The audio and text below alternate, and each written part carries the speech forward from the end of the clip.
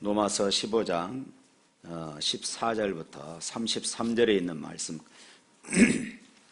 14절부터 33절에 있는 말씀까지 또 한 절씩 교도하며 읽도록 하겠습니다. 제가 먼저 읽습니다.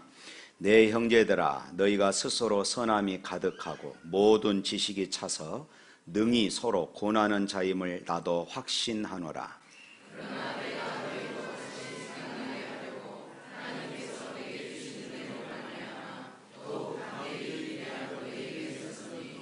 이 은혜는 곧 나로 이방인을 위하여 그리스도 예수의 일꾼이 되어 하나님의 복음의 제사장 직분을 하게 하사 이방인을 제물로 드리는 것이 성령 안에서 거룩하게 되어 받으실 만하게 하려 하심이라.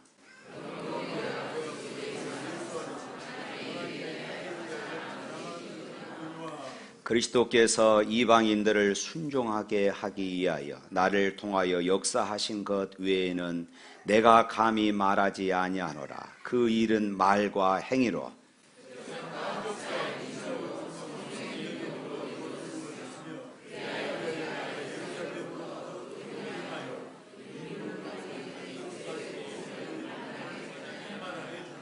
또 내가 그리스도의 이름을 부르는 곳에는 복음을 전하지 않기를 힘썼노니 이는 남의 터 위에 건축하지 아니하려 함이라.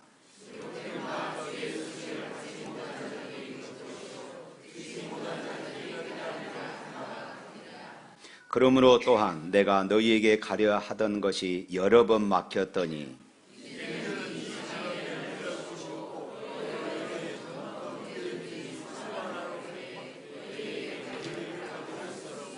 이는 지나가는 길에 너희를 보고 먼저 너희와 사귐으로 얼마간 기쁨을 가진 후에 너희가 그리로 보내주기를 바람이라. 이는 마게도냐와 아가야 사람들이 예루살렘 성도 중 가난한 자들을 위하여 기쁘게 얼마를 연보하였음이라.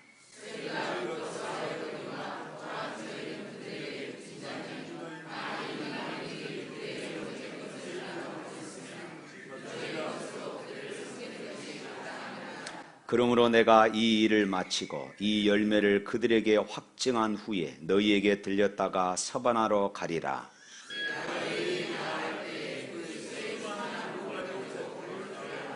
형제들아, 내가 우리 주 예수 그리스도와 성령의 사랑으로 말미암아 너희를 권하노니 너희 기도에 나와 힘을 같이하여 나를 위하여 하나님께 빌어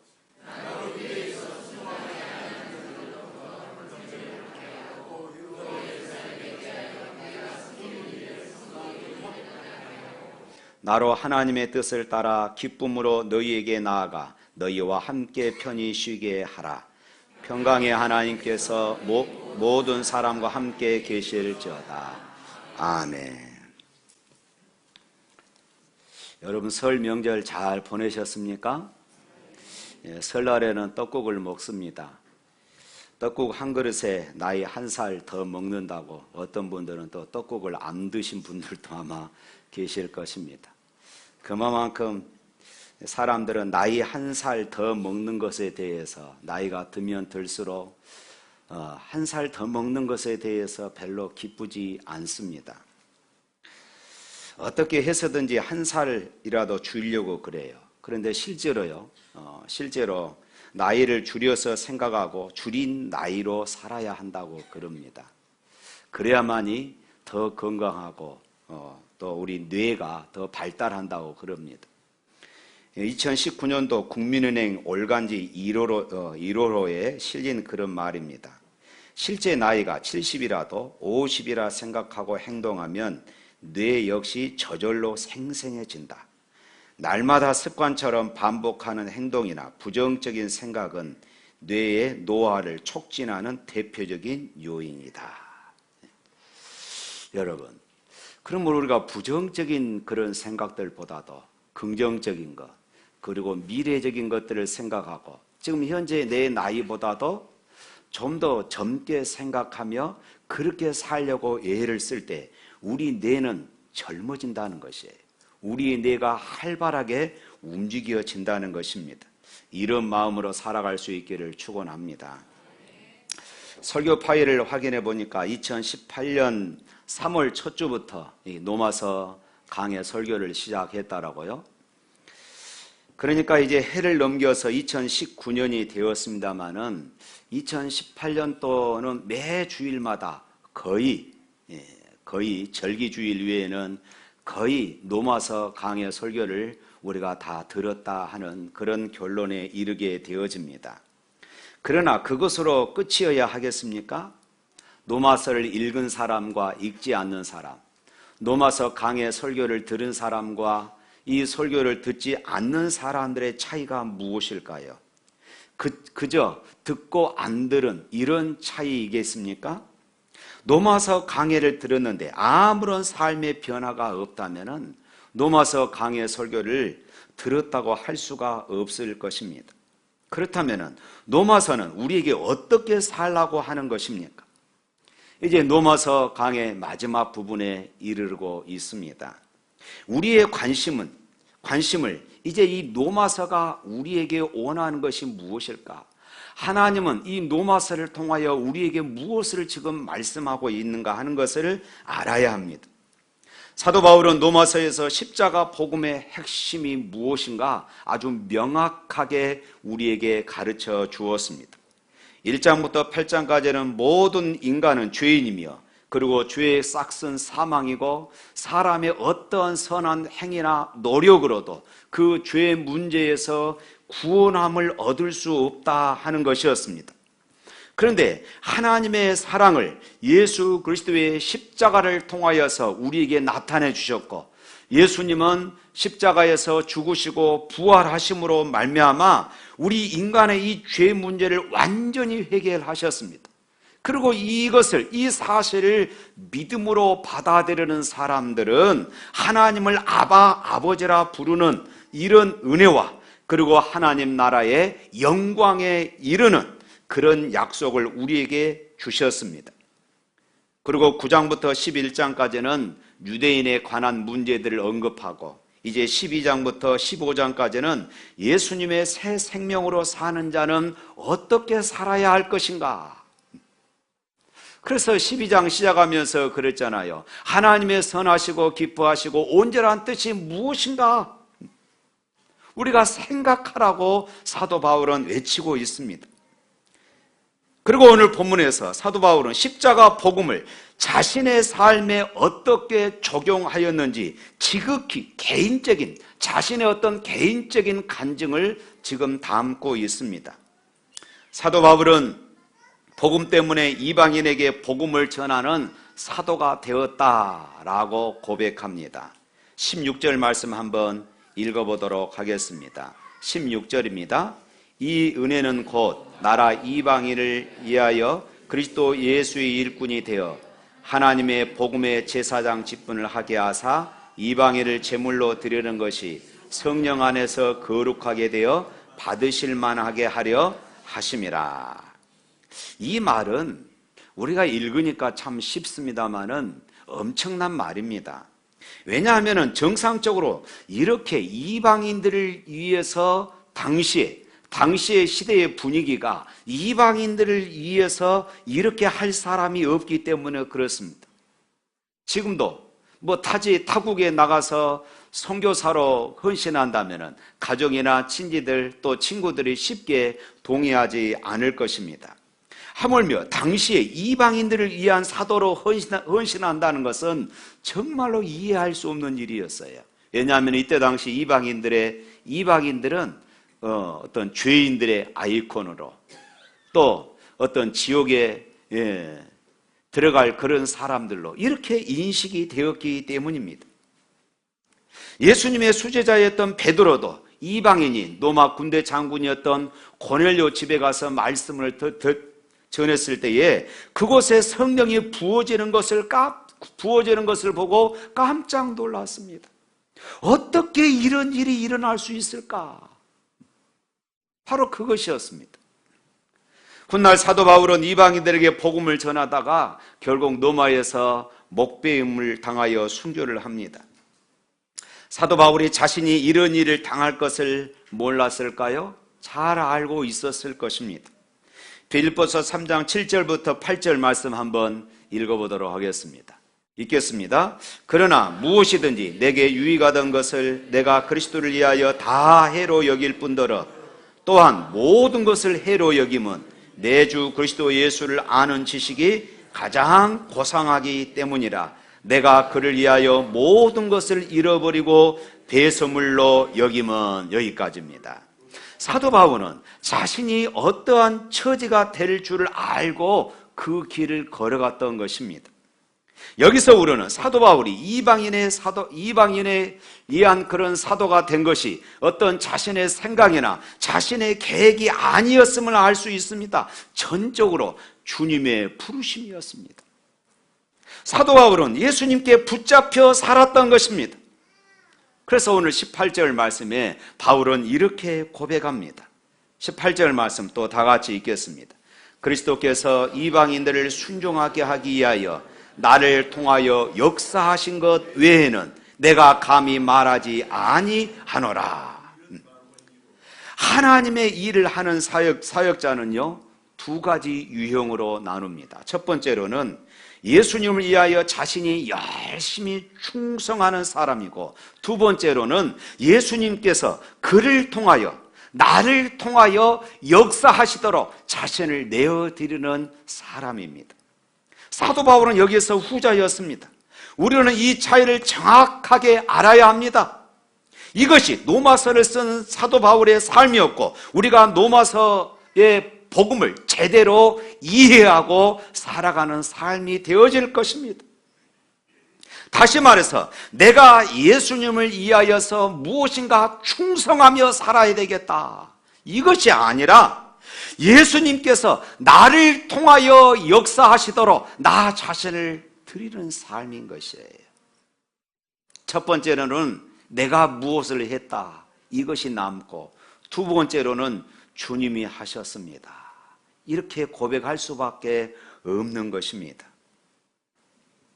이방인 선교는 당시 시대 여건상 불가능 일이었고 무모한 일이었습니다.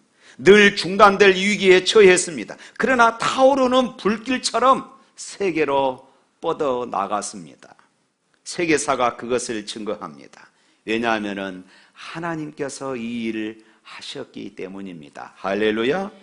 사랑하는 성도 여러분, 우리가 후회 없는 삶을 살려면 이처럼 주님이 이끄시는 그런 삶을 살아야 할 줄로 믿습니다. 내가 무엇인가 해서 주님께 충성해야 되겠다가 아니라 주님이 나를 통하여 역사하는 그런 삶을 살아야 합니다.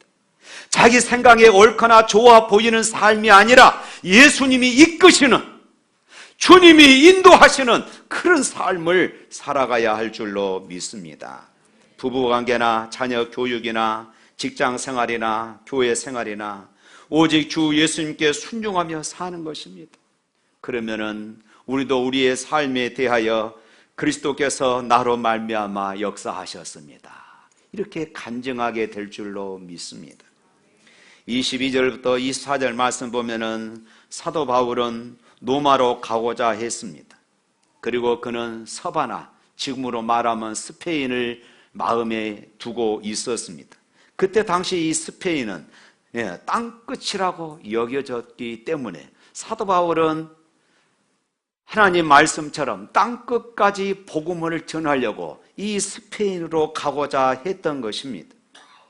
그런데 25절 말씀에 보면 갑자기 방향을 틀어서 예루살렘으로 간다고 그럽니다. 그러나 지금 나는 성도들을 돕는 일에 예루살렘으로 갑니다. 이방인의 선교, 이제 불길이 활활 타오르고 할 일이 너무 많습니다. 그런데 왜 예루살렘 교회에 간다는 것입니까?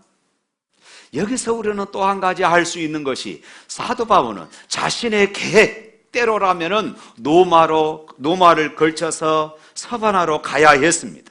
그러나 자신의 계획과 자신의 생각이 아니라 주님의 인도함을 받는 삶을 살았기에 주님이 이끄시는 대로 예루살렘에 그는 갔던 것입니다. 바울이 노마로 가고자 했던 것은 당시에 노마가 세계의 수도였고, 노마를 복음화시키면은 세계로 복음이 뻗어가는 것이 쉬웠기 때문이었습니다. 그러나 사도 바울은 주님의 인도함을 따라서 예루살렘에 먼저 들리게 되어진 것입니다. 그것은 사도 바울이 자기 마음대로 하는 것이 아니라 철저하게 주님의 인도하심을 받아 살았다는 그런 삶을 말해줍니다. 그때 당시 예루살렘에는 큰 기근이 있었습니다. 또 예루살렘에는 많은 핍박 때문에 예루살렘 교회가 몹시 가난하고 지쳐 있었습니다. 그래서 오늘 본문에 말한 대로 마게도냐와 아가야 지역에 있는 교회들이 구제헌금, 요즘으로 말하면 선교 헌금을 모아서 사도 바울을 통하여서 예루살렘 교회에 전하려고 했던 것입니다. 단순히 이것은 구제 문제가 아니었습니다. 물질의 문제가 아니었습니다. 유대인 중심의 예루살렘 교회는 아직 이방인들에 대하여서 아직 마음이 활짝 열리지 않았습니다. 여전히 이방인 선교에 대하여 의심하는 이런 분위기였어요. 정말로 주님이 하셨을까? 쓸데없는 일은 하는 것은 아닐까? 게다가 이방인 교인들에게 할례를 받아야 한다는 둥, 때로는 율법을 지켜야만이 또 그들이 구원을 받아야 하는 둥, 이런 많은 말들이 무성했습니다. 주님은 이방인들에게 복음이 전해지는 것도 원하셨지만은 이방인 교회와 예루살렘 교회가 하나 되는 것을 주님은 먼저 원하셨어요. 그래서 우리가 이미 살펴봤지만은 14장에서 그리고 15장 전반부에서 서로 비난하지 말 것을 바울은 당부했지 않습니까? 한 마음과 한 입으로 하나님을 찬양하기를 하나님은 원하셨습니다. 바울은 이것을 알았어요. 그래서 흉년된 예루살렘에, 지금 고난받는 예루살렘에 이방인 교회의 헌금을 가져감으로 서로 하나 되는 것이었습니다. 야, 우리는 주님을 믿는 한 가족이구나 하는 이런 고백을 하도록 하는 것이었어요. 그런데요, 이 길이 쉬운 길이 아니었습니다. 바울이 예루살렘으로 가는 그 여정의 길이 힘들었던 것이 아닙니다. 여전히 이방인에게 마음이 닫혀 있는 유대인들이 힘든 것입니다. 얼마나 힘들었으면은 오늘 30절부터 32절까지 말씀 보면은 사도 바울이 로마 교인들에게 자신이 예루살렘에 가서 화를 당하지 않도록 기도해 달라고 그렇게 부탁하고 있습니다. 사람의 생각으로 갈 길이 아니었던 것입니다. 나중에 사도 바울은 로마 예루살렘으로 가는 길에 에베소에 들렸다가 에베소 교회 장로들과 서로 목을 부둥켜 안고 울면서 기도했어요. 예루살렘에 가면 붙잡히고 예루살렘에 가면은 그 길이 죽음의 길이라는 것을 그는 알았기 때문이었습니다. 그런데 어떻게 됐습니까? 사도 바울이 예루살렘에 가서 붙잡혀가지고 죽음의 위기에 직면하게 되어집니다. 그런데 하나님이 성령의 기가 막힌 역사를 통하여서 로마 군인들의 보호를 받아서 미결수의 몸으로 로마에 다시 돌아오게 되지 않습니까? 사랑하는 성도 여러분, 이제 우리는 이 사도 바울의 이런 삶을 통하여서 사도 바울이 우리에게 하고자 하는 말이 무엇인가를 봐야 합니다. 18절 말씀 다시 한번 읽어볼까요?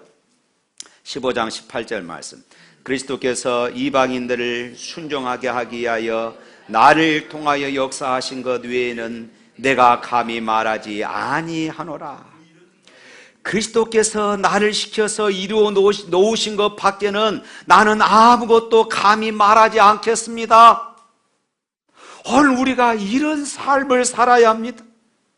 저는 이 설교를 준비하면서 제 입속에 계속 맴도는 찬양이 하나 있었습니다. 바로 324장 예수 나를 오라 하네, 이 찬양이었습니다. 저는 설교를 준비하면서 잠시 멈추고 인터넷에 검색하여 이 찬양을 계속 들으며 묵상했습니다. 예수 나를 오라 하네. 이 찬양은 마태복음 16장 24절 말씀, 이르시되 아무든지 나를 따라오려거든 자기를 부인하고 자기 십자가를 지고 나를 좇을 것이니라. 그리고 누가복음 22장 33절 34절 말씀, 그가 말하되 주여 내가 주와 함께 오게도 죽는 데에도 가기를 각오하였나이다. 이르시되 베드로야 내가 네게 말하노니 오늘 닭 울기 전에 네가 3번 나를 모른다고 부인하리라 하시니라. 바로 이 말씀을 배경으로 쓰여진 그런 찬송입니다. 예수님이 오라 하시니 주님과 함께 겟셋만의 동산에도 같이 가고 부당한 재판을 받는 빌라도의 법정에도 따라가겠다는 그런 결단이 이 찬송에 지금 담겨져 있습니다. 예수 나를 오라 하네, 예수 나를 오라 하네. 어디든지 주를 따라 주와 같이 가려네. 다 같이 부를까요? 주의 인도하심 따라 주의 인도하심 따라 어디든지 주를 따라 주와 같이 가려네.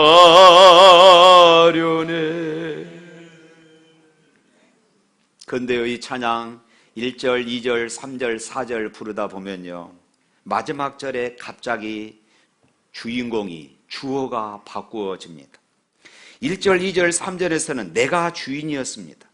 그런데 4절에서는 내가 주인이 아니라 그 주님이 주인인 것을 고백합니다.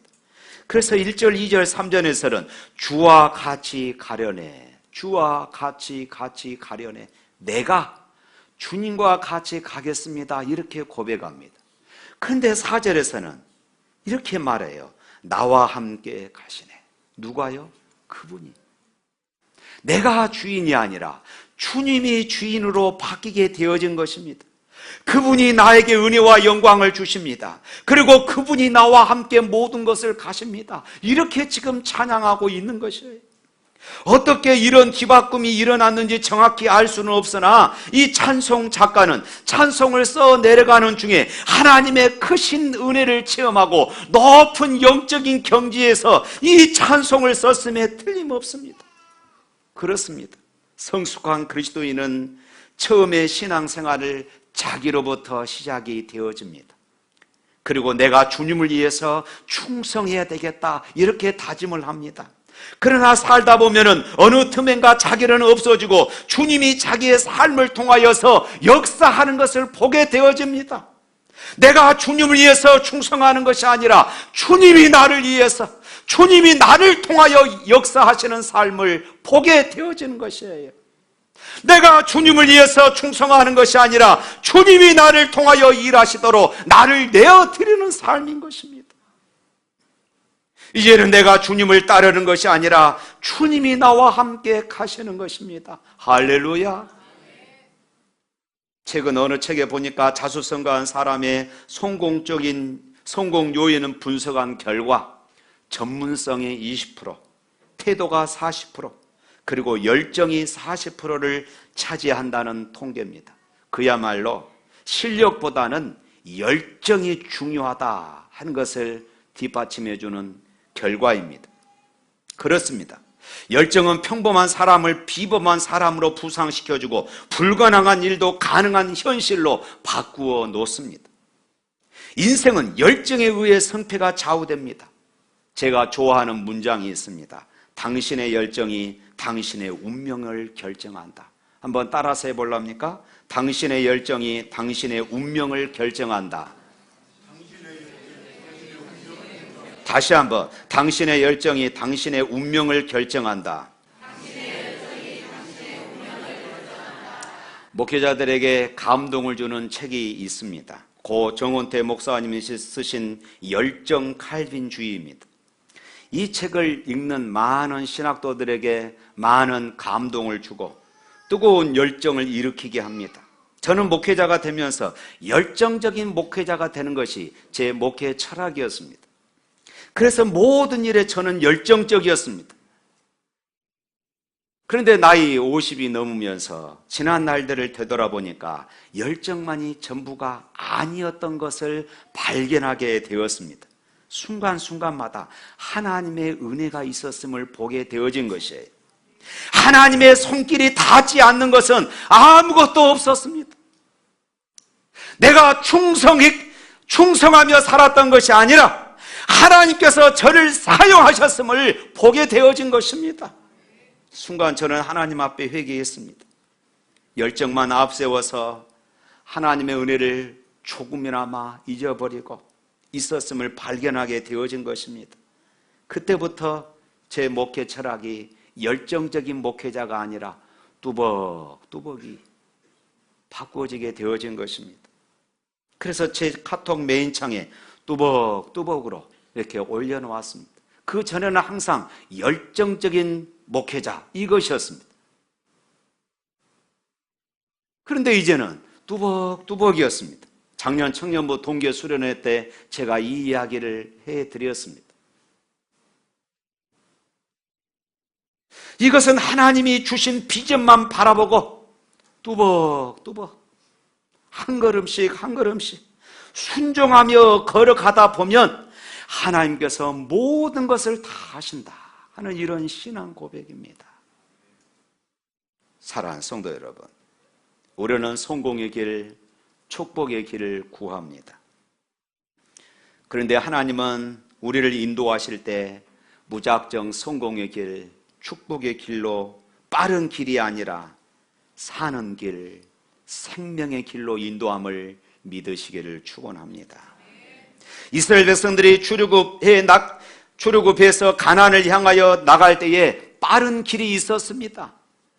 그런데 하나님은 그들을 빠른 길로 인도하지 않고 광야 길로, 먼 길로 인도하신 것입니다. 이것이 바로 하나님이 저와 여러분들을 인도하시는 원칙입니다. 이 시대는 빠른 길을 원합니다. 한국 사람들은 특별히 빠른 이 속도감을 느끼지 않습니까? 그래서 택시도 총알택시,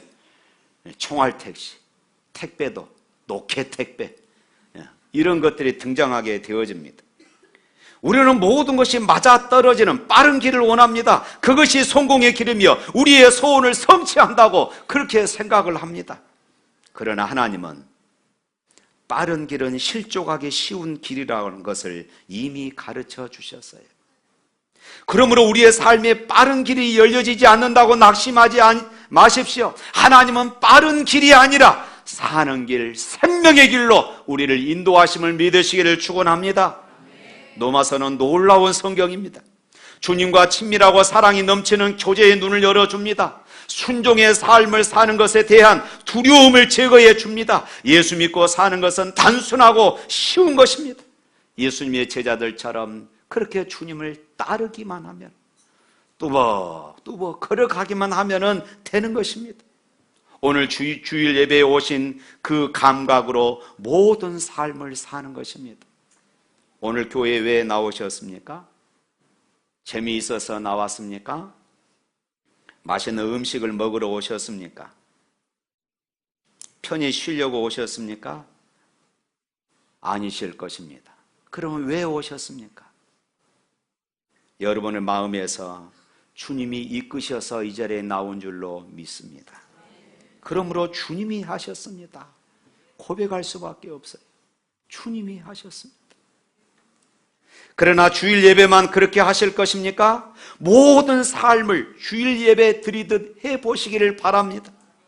이해하기 어려운 길, 반대가 많은 길이라도, 고생의 길, 두려운 길이라도 생명이시고 왕이신 주님께만 순종하는 것입니다. 주님이 나의 길을 인도하실 것이라는 이런 확신을 가지며 뚜벅뚜벅 한 걸음씩 한 걸음씩 믿음의 길을 걷는 것입니다.